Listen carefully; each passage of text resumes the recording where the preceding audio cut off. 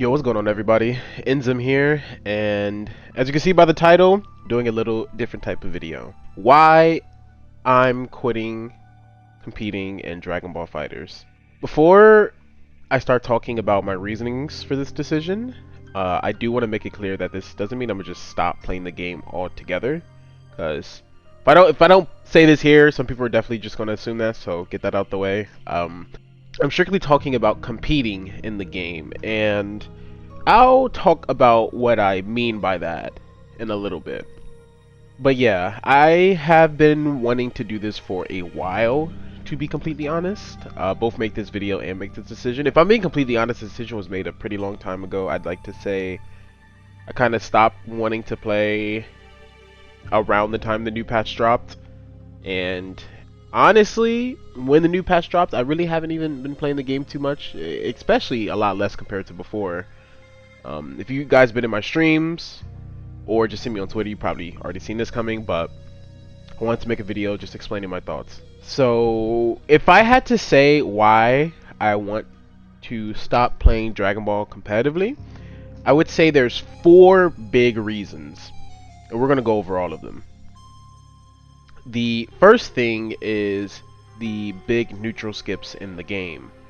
The game is extremely unfun when you're trying to play the game and trying to play honest neutral. Everyone likes that word, keyword, honest, jingle jingle. And you just get jump scared from across the screen. Like whether it's a full screen lariat, which have been in the game for a while when I felt like the game was honest. So that's not all of it. It's really like the full screen lariats that also have a whole bunch of invul stacked on top of it for whatever reason. It doesn't even have to be a lariat. It could be like half screen command throw that has a whole bunch of different invuls, like a armored anti-projectile. It could just be instant. You get a lot of reward. It doesn't feel good because, especially for the type of game that this is, which is a versus game, being able to instantly go across the screen and kind of just ignoring any threat of being checked when you make that decision, because you know it's involving through a lot of stuff, and you get a lot of reward for these moves. It's not like we're in season 2 or season 1 where you get hit by like Bardock's lariat, you get jump scared and it's just like, oh, well, I'm about to take like 30% max. No, like if you get hit by some of these moves in this game now, you kind of just explode. Like you might just get TOD'd. It happens pretty often too. There's a lot of characters doing it now. Like the fact that there's so many characters who can do it and it's just becoming a new norm is really not that good. It's really unfun. It's also the fact that you can also do special move plus assist in Dragon Ball Fighters. For the people who kind of only play Dragon Ball Fighters, that doesn't really sound like much. It's like, oh, well, special move plus assist. We've been doing this for the whole time. But typically in versus games, you cannot call your special move, or you cannot call your assist while you're doing special moves. Excuse me. And that is really huge because it makes moves like lariats, like what Dragon Ball is known for, not nearly as strong. And I actually like Dragon Ball. I like the fact that you can call your assist while doing special moves in Dragon Ball. But it starts to become an issue when these special moves themselves are so overtuned. And if you really want to win, like some players, you also use these overtuned special moves with overtuned assists that shall not be named.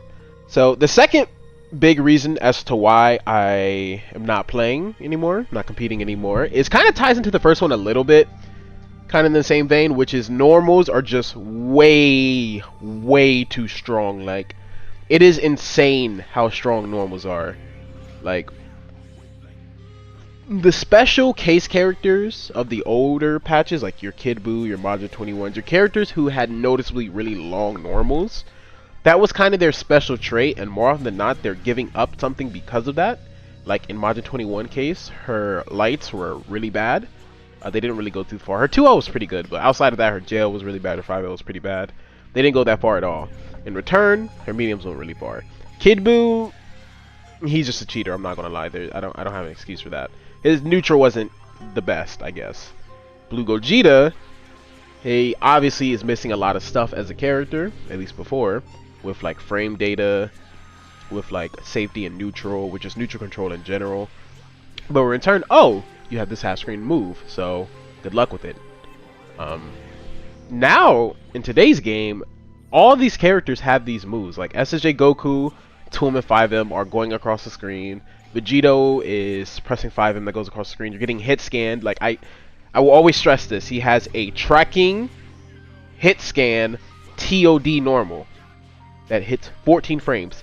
Think about that. It's tracking and it hit scans you and it's 14 frames and it's a disjointed projectile and a TOD. There's so many properties on one move. It is insane. Like I cannot stress how crazy some of these moves are in this game now. Even Trunks' 5S is an 8-frame normal that is instant, kind of beats almost everything in the game at round start, pierces through stuff. It's just like, not even the insane like projectile normals are really also the issue. You have characters like Blue Gogeta 5H just teleporting to you true full screen. Like, how is that fun? I don't see how that could be fun for anyone. UI 5H just teleporting across the screen. It's just, there's so many normals in this game that just do so much extra stuff for like no reason. Like even Yamcha's 5M is just invul for fun. And it's really not that fun, honestly. It really, in the same vein as the big neutral skip special moves, it makes the game feel very, very volatile. And it feels like when somebody does win neutral, they really did not earn it like 99% of the time anymore. And as the opposing player, it feels even worse because you feel as if, even if you are better than the player and you feel like you're outplaying them, it doesn't really matter if they just kind of teleport to you, and if you're trying to do anything, you might just lose the character. So the third big reason is something not a lot of people talk about, which I'm a bit surprised. Only a few people talk about this, but it's how easy comebacks are. Comebacks are so easy in Dragon Ball. It's kind of crazy. Like, and it's only because of one simple fact. And outside of, you know, neutral being very volatile, so even if you're at a deficit, as long as you have a character who could just jump scare you, you only really have to be right like once or twice from full screen. But it's the amount of damage these characters do. Like characters hit way too hard. Like it is absurd how hard characters hit, especially when they're by themselves. So they have limit break, which is already a 50% damage bonus. I forget which one it is. Which a lot of people didn't like when it first got introduced anyways. And now with the level 1 into level 3 that every character can do, some characters can even do like level 2 into level 3, some characters can do level 1 into level 5, level 2s into level 5s. It's just like, you could be winning and have a considerable lead, and let's say you get hit by something random. Let's say you get hit by a key block. Let's say you get hit by a 5L. 5L's Bexton. You get hit by a light. You would legit lose like 90% off a light. Like, it happens to me all the time, and I'm just like, what was the point of me getting this lead if you're going to hit me with one of your worst starters and almost TOD me? Like, why does somebody gain such a huge advantage because they're losing? Like, I understand comeback mechanics being more common in fighting games in today compared to before, but it's really unfun when the comeback mechanics of the game feels as if it legit makes them better than you are when they're losing. Like, they get rewarded more for losing sometimes, which is a really bad feeling, and it feels very inconsistent, and it just kind of feels like, I don't know, it just feels like you can't really be better than somebody and actually get reward for being better than somebody. It feels like the game, in some way, shape, or form, is always trying to allow anyone to keep up, and that is really unfun for somebody like me who spent countless hours on the game. The last reason I want to give as to why I don't want to compete in the game anymore, and honestly, this one is a pretty big one for me, and it's one, again, like the last one, not a lot of people talk about. It's the level of competition. And what I mean by that is, this game is pretty old. There's a lot of people who's come and gone, especially in recent time. And among a lot of those players are players who kind of are like my generation of players, kind of, so to speak, which is like the players that like I compete against Like when I went to tournaments, like the common faces, I saw the common top players, and basically majority of them already quit the game. Like your Wawas, your Nitros, your Preds, your Hooks. Like they don't really play the game anymore. Like Sonic Fox, Sage, West Coast. You have like Reynolds. You have like Chris G. There's a lot of really strong players who simply just don't play the game anymore because of various reasons. More than likely, it's definitely one of the reasons I've listed on the list easily. And not in like if I went to a tournament in today and like I wanted to compete, the motivation isn't really there anymore because the players who I want to play against and I want to compete against simply don't play the game anymore. And that's not to say the current players who do still play the game and do still want to compete are like bad, or it's like, you know, they're not up to par, but it's definitely a different feeling, like having to play against players who I kind of already know I can hang with. Like I want to be able to challenge myself in playing like stronger like fighting game players in general, right? And that's not really a thing on this game anymore because those players don't play anymore. And even if the players did play, to play a little devil's advocate, even if the players did play,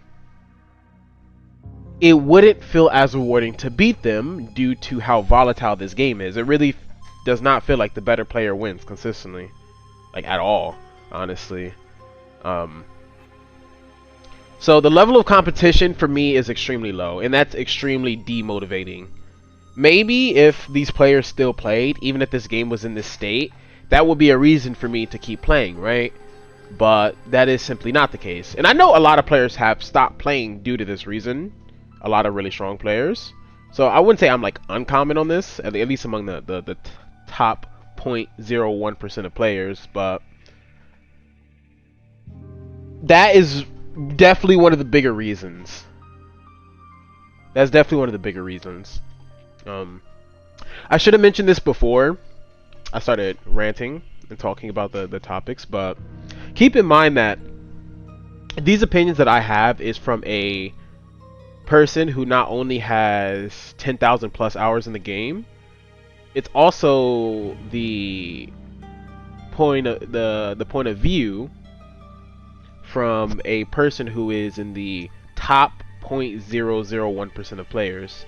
So take everything I say with a grain of salt, because at the end of the day, the way I look at the game is going to be a lot different from majority of people due to just the amount of experience I have on the game and how long I've been playing and just the little factors, right? Because to a casual player, this game could be amazing, and I still think this game could be amazing. It is amazing for a casual player. Like it's still one of the most aesthetically beautiful fighting games out there to this day. I've yet to actually see a fighting game that actually tops Dragon Ball art. It's very hard, right? Like the voice lines, the IP, everyone loves Dragon Ball, right? So to have a Dragon Ball fighting game, like an actual fighting game and not a arena fighter, because you know a lot of people have their gripes about that. It's nice. It's really nice. I had a lot of fun when I first started playing this game, and I imagine a lot of people still do have a lot of fun, whether they're first starting to try out the game or they've been playing it for a while and maybe not the high enough level to start having issues with the game, at least these issues. So take everything I say with a grain of salt. Okay, so now that we got all this out the way, what do I mean when I say I am quitting competitive DBFZ? Because I do want to go over that so people don't get the wrong idea. So basically, what I mean when I say that is that I'm no longer going to actively study and practice the game. I haven't been doing it in a while. You guys can probably tell. I kind of only... realistically, after the update, I was not going to play this game at all anymore. I was just going to completely drop out the World Tour. I was not planning to go to any more events because I was extremely upset at the game and the decisions they made for the... assumably the last patch of the game from a competitive standpoint. I ended up going to Cold Front, the New York event hosted by Bum, because I was kind of asked to by a lot of people, like a lot of friends. So it's kind of like a vacation almost, instead of me really going to compete. As you guys can tell, my results definitely reflected that. I definitely got ninth, and that's the first time I placed outside of a top 8 in I don't even know how many years. But it was like that event and the World Tour, which I do still plan on going to whenever it does happen, because I spent so much time and effort like building my team and whatever to qualify. And yes, they did nerf my team, so I feel like all my efforts kind of got undermined, but at the end of the day, that is the last event of the game, and I do realize a lot of people do still want to see me play. Whether I'm up to practice to win is another story, but at least I'm going to go. But yeah, that's kind of where I'm at. Like, what I mean when I say I'm quitting competitive DBFZ, that just means I'm not going to actively practice the game anymore.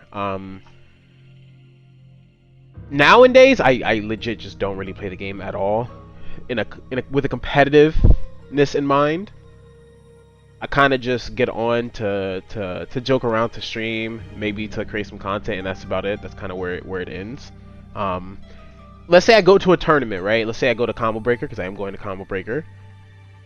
I do still plan on entering Dragon Ball.